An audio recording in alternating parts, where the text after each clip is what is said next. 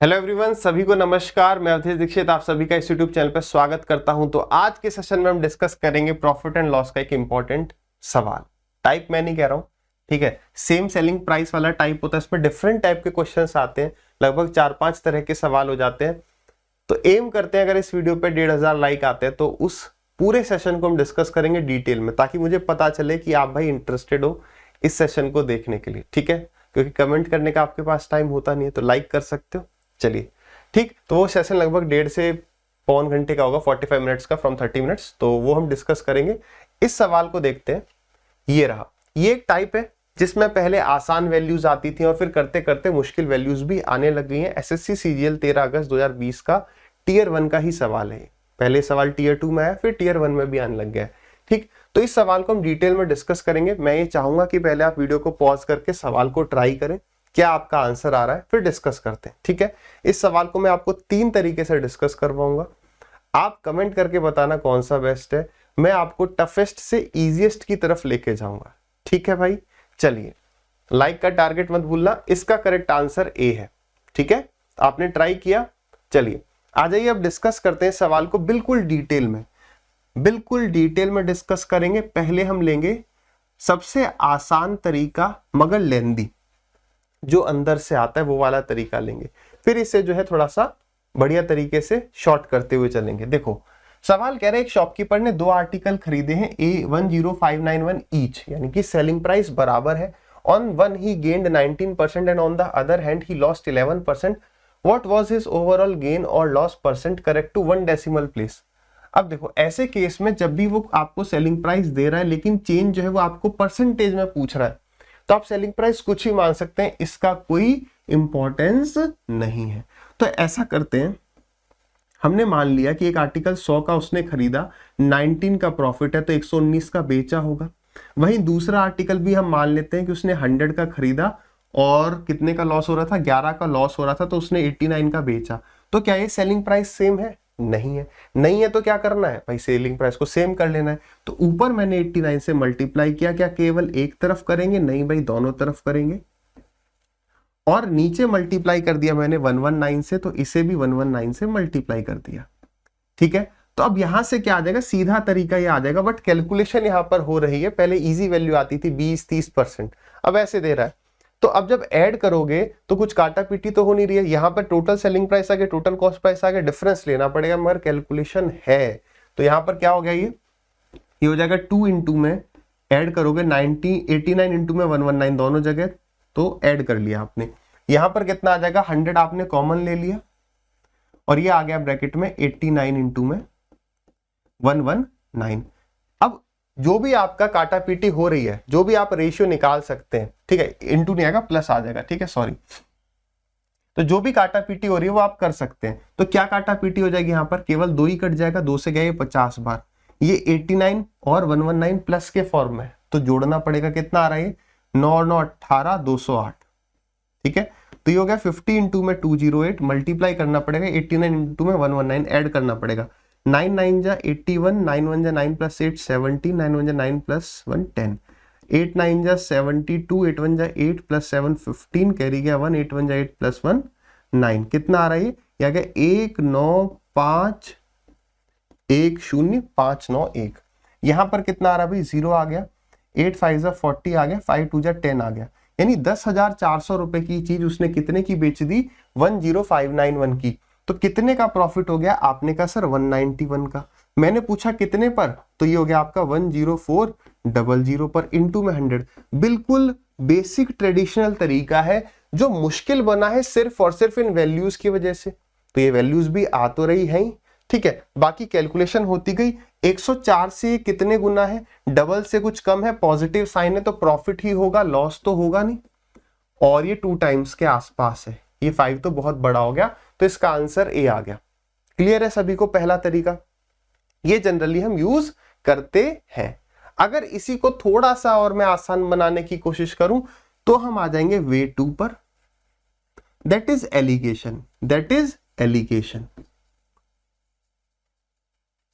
ठीक है, अब देखो एलिगेशन क्या कहता है, ये रूल ये कहता है कि भाई आपको जब भी सेलिंग प्राइस सेम है, आपके अगर दोनों आर्टिकल का सेलिंग प्राइस सेम है, तो आप लिखो भाई पहले पर कितना प्रॉफिट हो रहा है 19, दूसरे पर कितना लॉस हो रहा है 11। तो सेलिंग प्राइस कितना कितना होता, इसका सेलिंग प्राइस 119 होता, इसका सेलिंग प्राइस 89 होता, और इनको क्या कर दो क्रॉस कर दो। यानी ये जो रेशियो आएगा ये किसका आ जाएगा, ये रेशियो सीपी का आ जाएगा। किसका आ जाता है, क्रय मूल्य का आ जाता है। ये सब तो मैंने बता रखा है आपको, ये कर लेंगे। तो एग्जाम में हम ये लिखेंगे नहीं, एग्जाम में हम सीधे ये वाला बात लिख देंगे क्या कि 19 के प्रॉफिट पे सेलिंग प्राइस 119 होता क्रॉस, 11 के लॉस पर सेलिंग प्राइस 89 होता क्रॉस। अब हमें बताना क्या है, ये सवाल ऐसा ही कुछ हो गया ना। मैंने कहा कि एक आदमी ने 2 आर्टिकल खरीदे जिनका सीपी 3 और 2 के रेशियो पर है, इस पर वो 20% का प्रॉफिट अर्जित करता है, इस पर 10% का प्रॉफिट जनरेट करता है। नेट प्रॉफिट कितना हुआ, एलिगेशन से सॉल्व करते थे, या तो मल्टीप्लाई करके एवरेज लेके, या फिर डेविएशन वाले मेथड से, कैसे भी करते हैं। तो आ जाइए उसी तरीके से इसको सॉल्व करना है। अगर इसको मल्टीप्लाई करके सॉल्व करोगे डेफिनेटली टाइम टेकिंग हो जाएगा, ये मल्टीप्लाई करो ये मल्टीप्लाई करो, बात फिर से वहीं आ जाएगी। शॉर्ट कैसे कर सकते हैं, 19 और 11 का डिफरेंस, डेविएशन वाला मेथड कितना है 30 है, 19 माइनस माइनस 11, ये कितने रेशियो की वैल्यू, इसका सम कितना आ रहा था 208, ये एक रेशियो की वैल्यू आ गई, तो 119 की वैल्यू मैंने निकाल ली, 119 रेशियो की वैल्यू मैंने निकाल ली। अब देखो यहां जो बीच में वैल्यू आएगी, जो नेट प्रॉफिट या लॉस होगा, वो इससे तो छोटा होगा और इससे बड़ा होगा। यानी 19 माइनस 119 रेशियो की वैल्यू, 19 माइनस 119 रेशियो की वैल्यू x के बराबर होगी, हाँ या ना बोलो फटाक से। तो यानी 119 माइनस में दिस, काटा पीटी जितनी हो रही है कर देनी चाहिए। अब 104 यहां पर आ गया, कितना 119 माइनस दिस, कितना आ जाएगा, यहां पर काटा पीटी कर देते हैं। अच्छा 119 ने 19 है, वही तो मैं कहूं इतना बड़ा कैसे आ गया। 19 माइनस दिस वैल्यू, मल्टीप्लाई कर जाओ, 19 4 जा 76 एंड 19 1 जा 19, 1976 आ गया। यहां पर कितना आ रहा है 15 9 जा 135, 15 1 जा 15 प्लस 13 इज 28, 15 1 जा 15 प्लस 2 इज 17, तो 1785 अपॉन 104। ये सीधे आंसर किस में आएगा, परसेंटेज में आएगा, क्योंकि ये भी परसेंटेज ये भी परसेंटेज, तो जो इन दोनों की यूनिट होती है वही इसकी होती है। कितना आ रहा है सॉल्व करने पर, 6 में से 5 गया तो 1 आ गया, यहां पर आ गया 9, यहां पर बचा 8, 191 divided by 104, same to same वही वैल्यू आई। तो यहां पर भी आंसर वही सेम टू सेम आएगा, तरीका बदला आंसर नहीं बदलेगा। यहाँ कैलकुलेशन थोड़ी कम हुई, थोड़ी सी तो कम हुई, ठीक है। और वैसे आप भी कमेंट करके बताओगे तीनों मेथड में से आप कौन सा यूज करने वाले हो, ठीक है। चलिए अब आते हैं हम अपने फाइनल मेथड पर, दैट इज वे 3 फॉर्मूला वाला मेथड, ठीक है।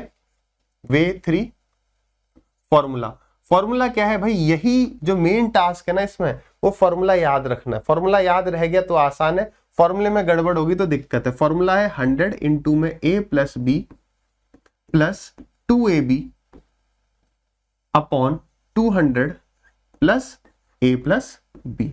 अब देखो सबसे पहली बात, यहां पर फॉर्मूले में दिक्कत क्या है, या तो इसको 10-20 बार आप लिखो एकदम आपको रट जाए, कहीं गलती से 200 ऊपर पहुंचा दिया 100 नीचे पहुंचा दिया तो दिक्कत है। ये फॉर्मूला आया कहां से, तो मैंने आपको हमेशा ये कहा है कि अगर डेरिवेशन 2 स्टेप की है तो वहां पे डेरिवेशन को याद रखो, जहां पे डेरिवेशन लंबी है वहां पे रिजल्ट को याद रखो। क्यों भाई, अगर डेरिवेशन मान लो 1 पेज की है तो क्या आप एग्जाम में एट एनी केस किसी भी तरीके कोई भी सिचुएशन हो जाए क्या आप वहां पे डिराइव करेंगे, नहीं।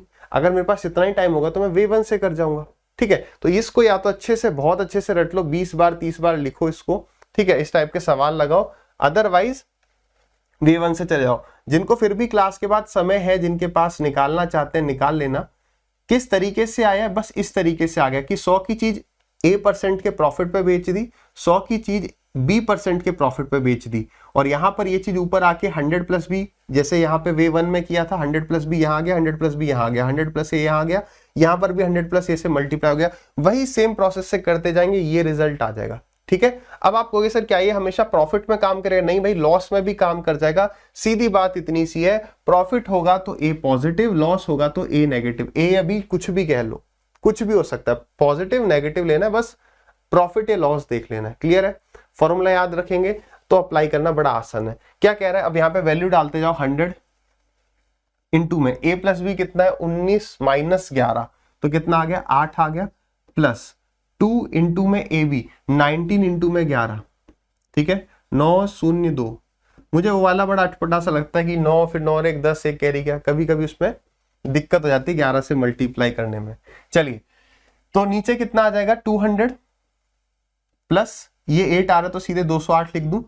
ये कितना हो गया 800, 800 के बाद वो कितना हो गया 418, तो 800 माइनस में 418 सीधे और डिवाइड बाई 208, तो ये कितना हो गया 2 और ये हो गया 8, ये हो गया आपका 500, ये 300, 382 डिवाइडेड बाई 208। अगर आपको याद हो तो पहले नीचे 104 आ रहा था, वो 2 से काटने पर और ये आ गया ऊपर 191, सेम चीज आ गई।